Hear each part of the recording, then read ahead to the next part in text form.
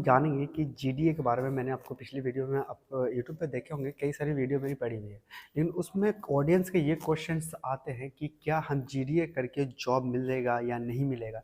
आज के टॉपिक पे हम बात करेंगे क्या जॉब नहीं मिलती है क्या जीडीए करने के बाद में, या फिर कहाँ गलती करते हैं स्टूडेंट जिसके कारण उसे जॉब में प्रॉब्लम हो जाती है।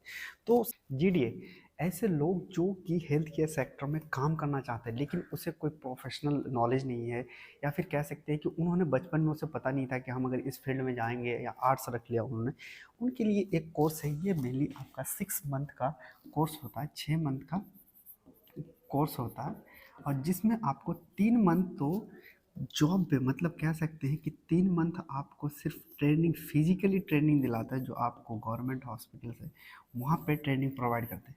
और इनका 3 महीने आपको कह सकते हैं, जो 90 दिन आपका 90 डे जो ट्रेनिंग दिलाते हैं, ये पेड रहता है। मतलब एक दिन का लगभग आपको 125 रुपये पर डे के हिसाब से पैसा मिलता है। जब आप कंप्लीट कर लेते हैं तो आपको 10 या 11 हज़ार लगभग के करीब आपको मिलते हैं। कौन देते हैं आपको? आप जिस योजना के तहत आप कर रहे हैं।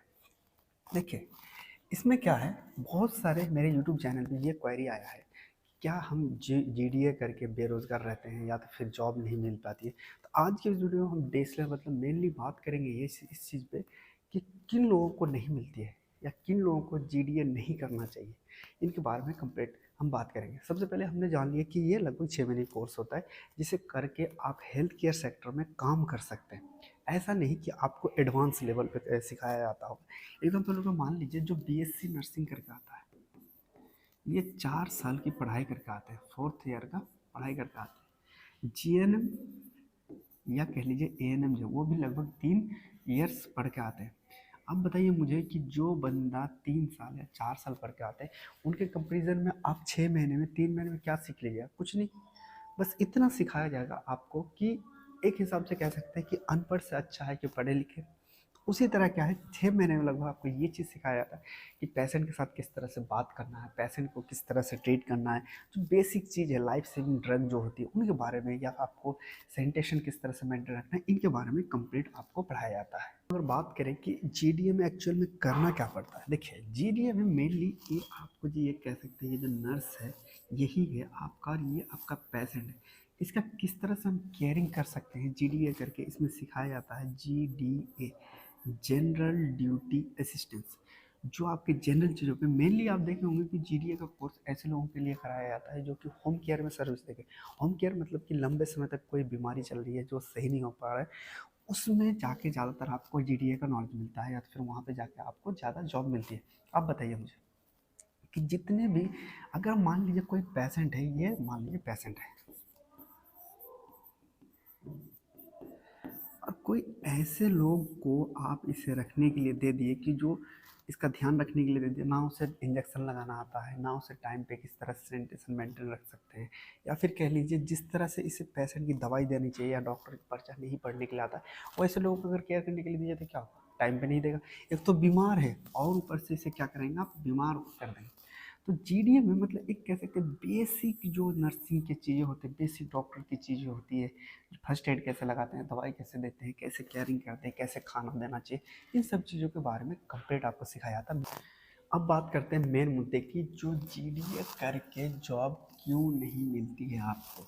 सबसे पहले क्वेश्चन ये चीज़ आता है कि जॉब क्यों नहीं मिलती। दो चीज़ होता है, आप पढ़े लिखे हैं, बहुत सारी चीज़ें आपके पास रिसोर्सेस नहीं है कि कहाँ आपने मान लीजिए कि हम रिसर्च से पढ़ के आया, डॉक्टर सीख के आया, और वहाँ पे सारी चीज़ आपने क्या किया, मशीनों से सीखा है, और आप इंडिया में आए, यहाँ तो मशीन का जुगाड़ नहीं है, आपको फिजिकल करना पड़ता है। तो क्या करेंगे, कोई हॉस्पिटल वाला रखेगा? बिल्कुल नहीं रखेगा।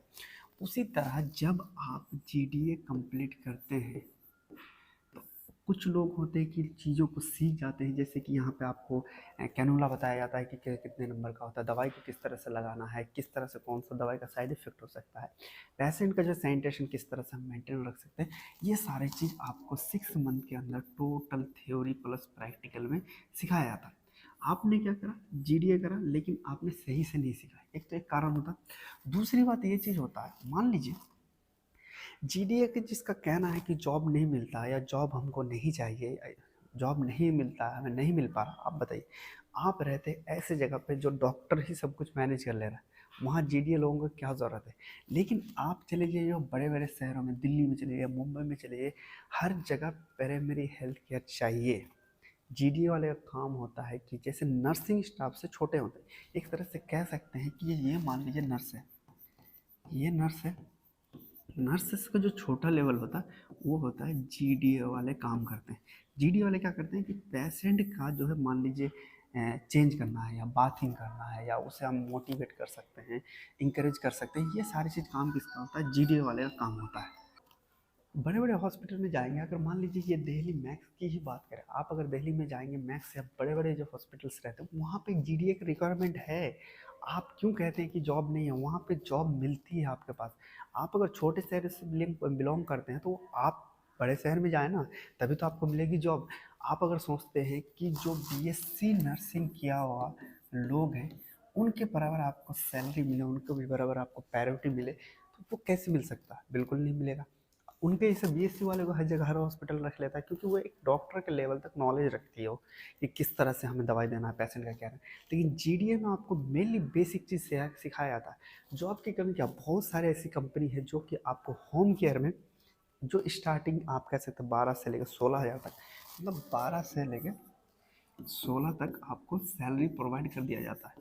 उससे ये क्या देता है आपको, होम केयर में ज़्यादातर जीडीए वाले को होम